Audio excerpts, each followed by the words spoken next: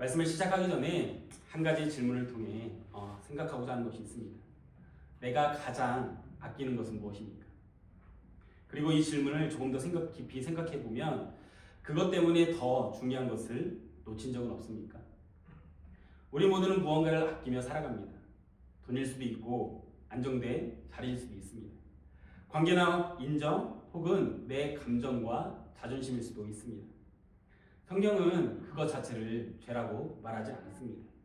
문제는 무엇이 내 마음의 중심에 있는가입니다. 그것이 하나님의 마음보다 앞서게 될 때 우리의 신앙은 조용히 흔들리기 시작합니다. 예수님께서는 마태복음 6장 21절에서 이렇게 말씀하셨어요. 너의 보물이 있는 곳에 너의 마음도 있을 것이다. 우리 마음은 자연스럽게 가장 아끼는 것을 통해 흘러갑니다. 그래서 신앙은요, 겉으로 드러나는 행동보다 먼저 우리의 마음의 방향에서 드러나는 법입니다. 올해 우리 교회는 빌립보서 2장 2절의 말씀을 붙잡고 한 마음으로 주님을 향해 뛰는 교회를 바라보며 나아가고자 원합니다. 사도 바울이 말하는 한 마음은요, 모든 사람이 똑같아지라는 뜻이 아니라고 말씀드렸죠. 성격도 다르고 삶의 자리도 다르며 신앙의 속도도 모두 다르기 때문입니다. 그런데 바울은 같은 마음, 같은 사랑, 뜻을 합하여 한 마음을 품으라고 이야기합니다. 이 말은 취향이나 방식이 아니라 마음의 방향을 함께 맞추라는 초대인 것입니다. 즉, 무엇을 가장 소중하게 여기면서 무엇을 향해 마음이 뛰고 있는가를 우리에게 묻고 있는 질문인 것입니다. 바로 이 질문 앞에 오늘 본문에 나오는 요나는요, 우리에게 매우 현실적인 인물로 다가옵니다. 요나는 하나님 앞에서 자신의 감정을 굳이 숨기지 않습니다. 기쁘면 기쁘다고 이야기하고 화가 나면 화가 났다라고 말합니다. 심지어 차라리 죽는 것이 낫겠습니다 라고까지 이야기해요. 요나는 그의 믿음을 좋은 말로 표현하지 않습니다. 그래서 오히려 우리의 모습과 많이 닮아있죠. 요나서 4장은요, 요나의 사역보다 그의 마음을 보여주는 장입니다. 니느웨는 이미 회개했고 하나님의 심판은 거두어졌습니다. 겉으로 보면 모든 것이 잘 끝난 이야기입니다. 그런데 요나는요, 전혀 기뻐하지 않습니다. 오히려 하나님이 예비하신 박넝쿨 하나로 크게 기뻐해요. 그늘 하나, 나를 편하게 해주는 그것에 기뻐하고 집착하기 시작합니다. 그러나 박넝쿨이 마르자, 시들자 어떻게 합니까? 견디지 못하고 분노합니다. 그때 하나님은 요나에게 이렇게 이야기하세요. 네가 이 박넝쿨을 아끼는 것이 옳으냐라는 것입니다. 이 질문에 요나의 마음을 향한 것이었어요. 그리고 마지막으로 하나님은 말씀하십니다. 하물며 좌우를 가릴 줄 모르는 사람들이 12만 명도 더 되고 짐승들도 수없이 많은 이 큰 성읍 니느웨를 어찌 내가 아끼지 않겠느냐. 요나는 자신에게 유익한 것을 아꼈지만 하나님은요, 한 도시의 생명을 아끼셨던 것입니다. 요나는 자신의 감정에 머물렀지만 하나님은 구원에 머무르셨던 거예요.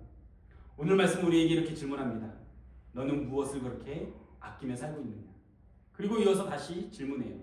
그 아낌의 방향이 주님의 마음과 같은 방향을 향하고 있느냐? 나와 같은 마음의 방향을 향하고 있느냐? 사랑하는 성도님들, 요나서의 끝은요, 요나를 책망하며 끝내지 않습니다. 오히려 질문으로 그의 마음을 되묻습니다. 이 질문은 오늘 우리에게도 그대로 던져진 하나님의 마음, 하나님의 질문이 아닐까요? 하나님은 오늘도 우리 각자의 마음을 들여다보시고 묻고 계십니다. 자, 그렇다면 요나의 마음을 통해서 하나님이 우리에게 주시는 은혜와 도전은 무엇일까요? 우리는 어떤 믿음, 어떤 마음을 붙들고 살아가야 할까요? 첫 번째, 하나님이 주신 은혜보다 그 은혜의 주인이신 하나님을 더 붙들어야 한다는 것입니다. 오늘 본문의 시작은 이렇게 시작합니다. 6절 말씀입니다. 우리 함께 읽어볼까요? 시작. 주 하나님이 박넝쿨을 마련하셨다. 주님께서는 그것이 자라올라 요나의 머리 위에 그늘이 지게 하여 그를 편안하게 해주셨다. 박넝쿨 때문에 요나는 기분이 무척 좋았다.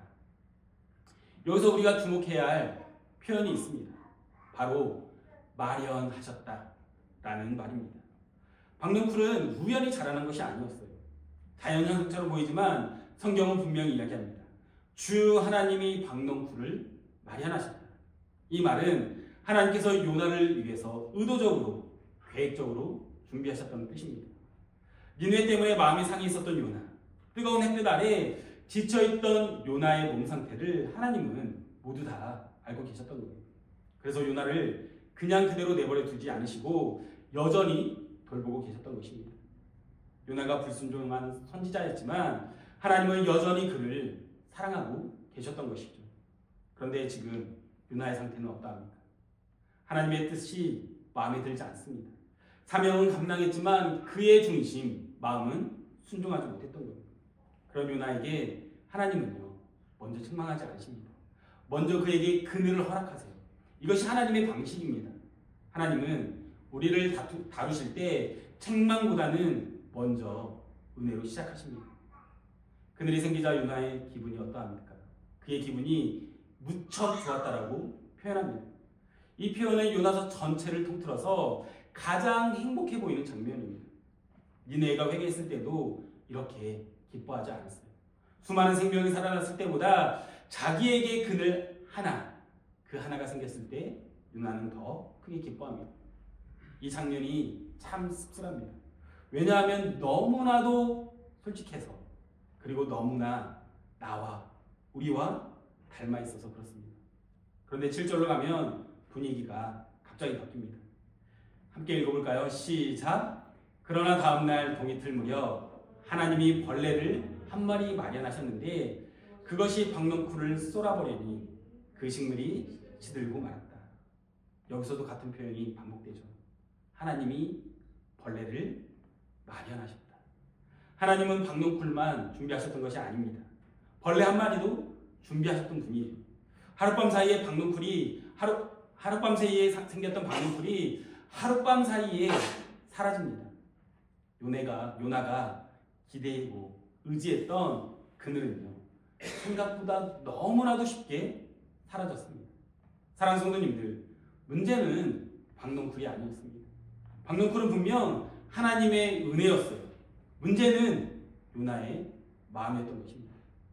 요나는 박넝쿨을 주신 하나님보다 박넝쿨 그 자체만을 더 기뻐했습니다.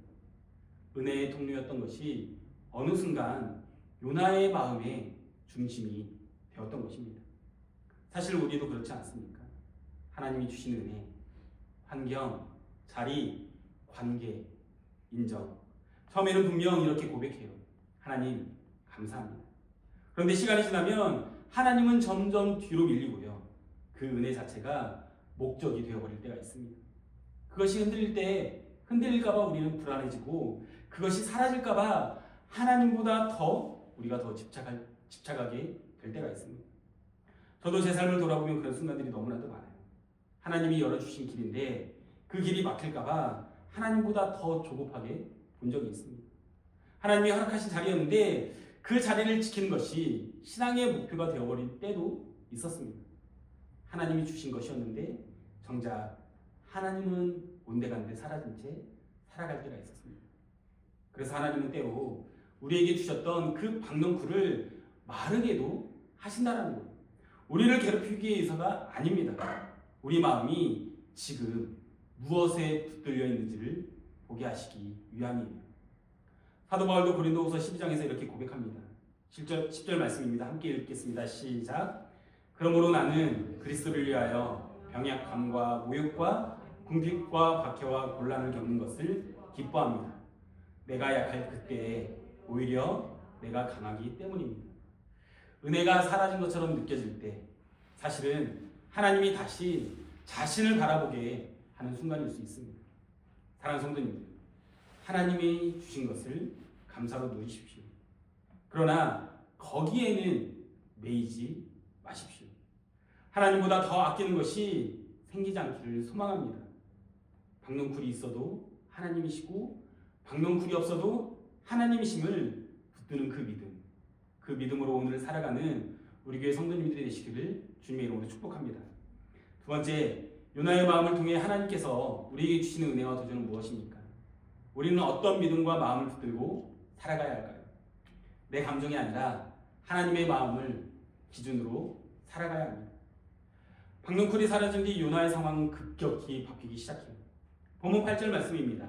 함께 읽어볼까요? 시작. 해가 뜨자 하나님이 찌는 듯이 뜨거운 동풍을 마련하셨다. 햇볕이 요나의 머리 위로 내리쬐니 그는 기력을 잃고 죽기를 자청하면서 말하였다. 이렇게 사느니 차라리 죽는 것이 더 낫겠습니다. 어제까지만 해도 그늘 아래서 쉬고 있던 요나가요, 하루아침에 태양 아래 그대로 노출됩니다. 여기서도 성경은 분명히 이야기해요. 뜨거운 동풍도 하나님께서 마련하셨다라고요. 이 환경 역시 우연이 아니라 하나님의 손길 가운데, 손 안에 있었던 것입니다. 중요한 것은 하나님이 요나를 벌하시기 위해서 이 바람을 보내셨다는 것이 아니에요. 요나를 미워해서가 아니라 요나의 마음을 깨우시기 위해 환경을 사용하신 것입니다. 하나님은 여전히 요나를 포기하지 않고 계셨던 거예요. 그런데 요나는 이 상황에서 어떻게 이야기합니까? 이렇게 사느니 차라리 죽는 것이 더 낫겠습니다. 이 말이 사실 처음이 아닙니다. 요나는 이미 4장 3절에서요 같은 말을 했습니다. 상황은 달라졌지만 기준은 변하지 않았습니다. 내 마음이 불편하면 살 이유가 없다라는 기준이었습니다. 요나의 문제는요, 환경이 아니라 자신의 마음의 기준이었습니다. 그래서 하나님이 다시 질문하십니다. 본문 9절 말씀입니다. 함께 읽을까요? 시작. 하나님이 요나에게 말씀하셨다. 박능쿨이 죽었다고 네가 이렇게 화를 내는 것이 옳으냐? 하나님은 여기에서 몰아붙이지 않으세요. 정답을 요구한 것도 아니었습니다. 그저 요나 스스로 자신의 마음을 들여다보기를 원하셨던 겁니다. 그런데 요나의 대답은 어떻습니까? 9절 하반절입니다. 다시 한번 읽어볼까요? 시작. 요나가 대답하였다. 옳다 뿐이겠습니까? 저는 화가 나서 죽겠습니다. 이 말은 단순한 감정 표현이 아닙니다. 요나는 지금 하나님 앞에서 자기 감정을 절대의 기준으로 선언하고 있는 거예요. 하나님, 제 감정이 맞습니다. 죽어도 이것은 옳습니다. 이것은 이 순간 요나의 마음에는요, 하나님의 뜻이 들어갈 자리가 없었던 거예요. 하나님의 질문도, 하나님의 설명도, 하나님의 마음도 모두 밀려나고요, 오직 자기 감정만 남아있는 것입니다. 사랑하는 성도님들, 요나의 가장 큰 문제는 화를 낸 것이 아니었습니다. 감정을 느낀 것이 죄가 아니에요. 문제는 그 감정을 하나님 앞에 내려놓지 않았다는 것에 있습니다. 감정이 신앙의 주인이 되어버리면 우리는요, 하나님의 마음을, 하나님의 음성을 들을 수 없게 됩니다. 하나님은 환경을 통해 계속해서 우리에게 말씀하세요. 그늘을 주셨고 거두셨고 바람을 불게 하셨고 태양을 내리쬐게 하셨습니다. 그런데 요나는 환경을 해석하면서도 하나님의 마음은 묻지 않았다라는 거예요. 그래서 환경은 변하고 있지만 그의 마음은요, 계속해서 굳어집니다. 이 모습이 낯설지 않은 것 같습니다. 왜냐하면 우리의 모습이기도 해요. 하나님이 환경으로 멈추게 하실 때, 관계를 통해 나를 비추실 때, 말씀으로 내 마음을 건드리실 때가 있습니다. 그런데 우리는 이렇게 이야기하죠. 그래도 이건 아닌 것 같습니다. 이 상황에서 제가 화낼 수밖에 없습니다. 제가 너무 억울합니다. 틀린 말일 수는 없습니다. 그러나 그 순간 우리는 반드시 점검해야 한다는 겁니다. 지금 내 마음의 기준이 하나님인가 아니면 내 감정인가? 신앙은 감정이 없어질 때 자라는 것이 아닙니다. 신앙은 감정이 하나님 앞에 설 때 자라나게 되어 있습니다. 지난주 함께 나눴던 빌립보서 2장 2절 말씀을 한번 떠올려 볼까요? 우리 다시 한번 읽어보겠습니다. 시작.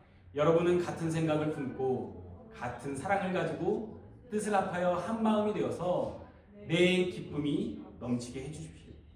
이 말씀이 가장 어려운 순간이 언제일까요? 바로 내가 옳다라고 확신할 때가 아닐까요?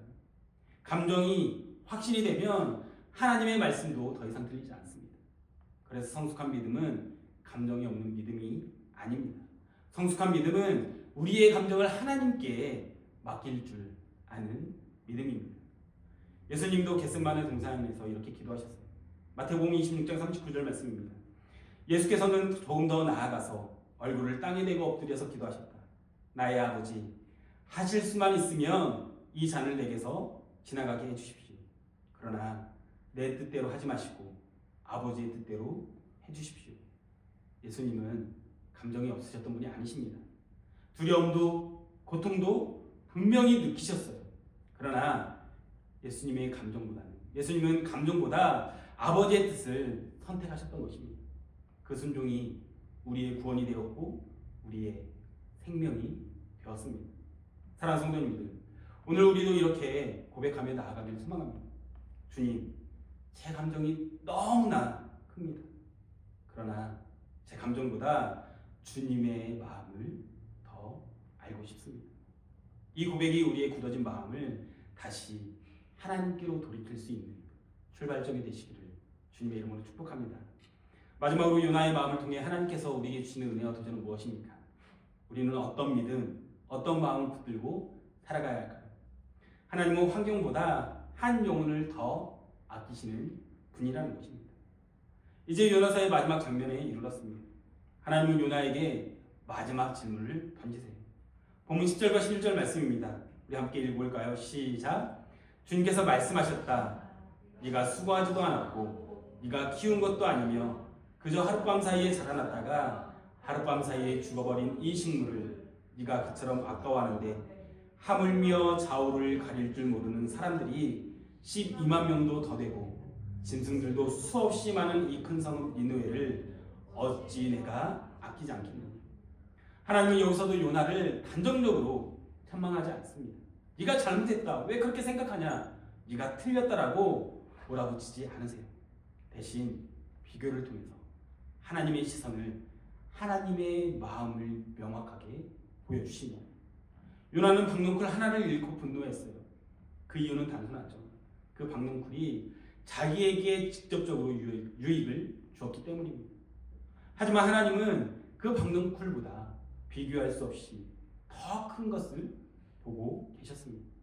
한 도시, 니느웨에 살아가는 수많은 백성들, 생명들, 그리고 한 영혼이었습니다. 이것이 바로 하나님의 시선이었어요.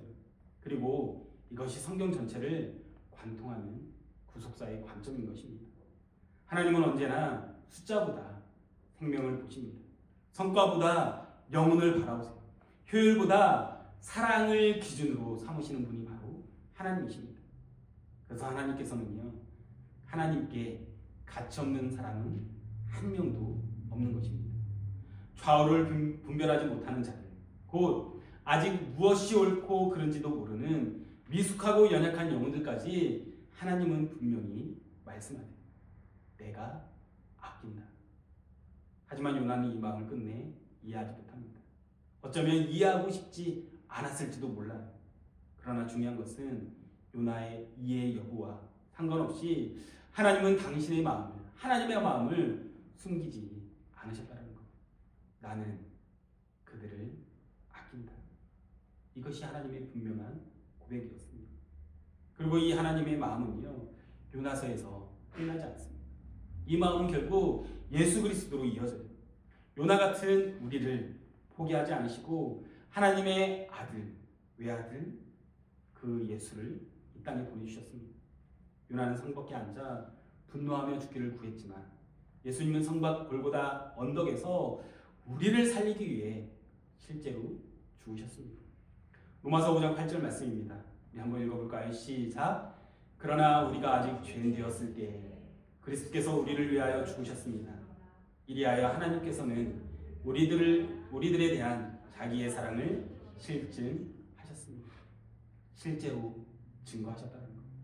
하나님은 우리가 변한 뒤에 사랑하신 것이 아니었습니다. 우리가 이해할 만해졌을 때 사랑하신 것도 아니었습니다.